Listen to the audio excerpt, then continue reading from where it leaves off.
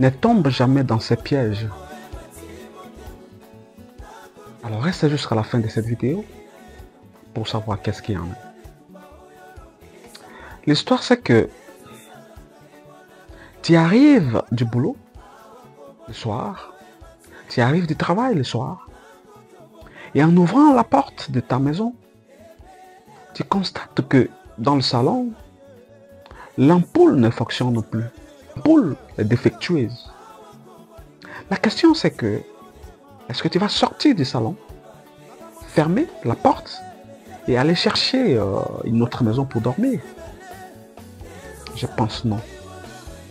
Très souvent, ce qu'on fait, c'est que tout de suite, on laisse notre sac et peut-être on part chercher une autre ampoule pour aller remplacer et allumer de nouveau, éclairer de nouveau. N'est-ce pas? C'est exactement ce qui arrive dans notre vie. C'est ce qui arrive dans notre vie.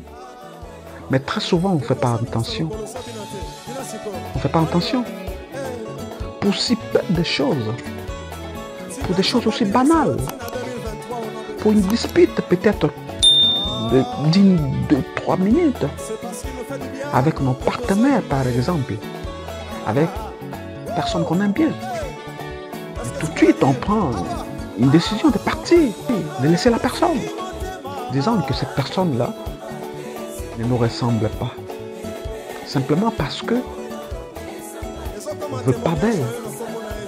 Et vous savez, ce que nous pensons souvent, c'est que la majorité des cas, nous pensons que l'herbe est toujours verte chez l'autre. On ne cherche pas d'abord à se soigner nous-mêmes.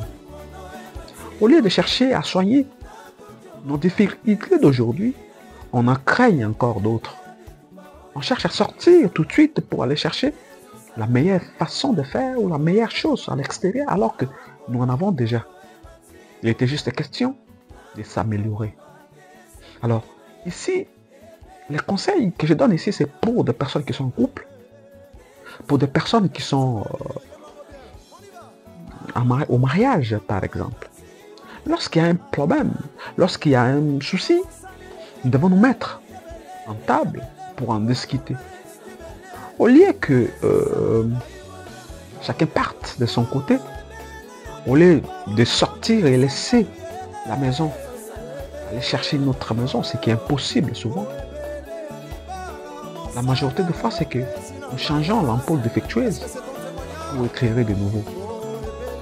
Alors, dans notre couple, dans nos mariages, nous devons tenir compte de ces réalités-là. C'est que ce n'est pas toujours rose. Même le couple que nous envions aujourd'hui, si on regarde bien ou si on leur demande des questions, des conseils, ils nous diront que ils l'ont battu, ces couples-là, meilleurs, au péril de beaucoup de sacrifices. Certainement, ils ont surmonté plusieurs choses. Ils se sont surpassés dans la considération de l'autre, dans la patience, dans la tolérance mutuelle pour en arriver là où ils sont aujourd'hui.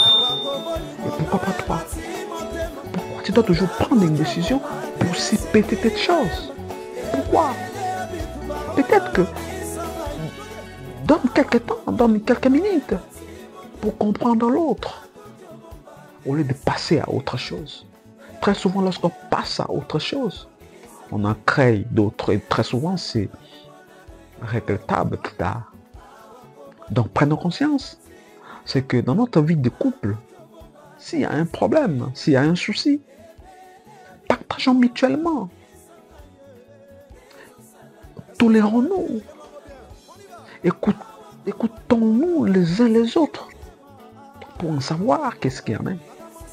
Et peut-être ça nous aidera à prendre une bonne décision dans la vie. La conclusion, c'est que le véritable amour ne se trouve pas, mais ça s'est construit. Comme je le dis toujours, nous sommes ce que nous pensons.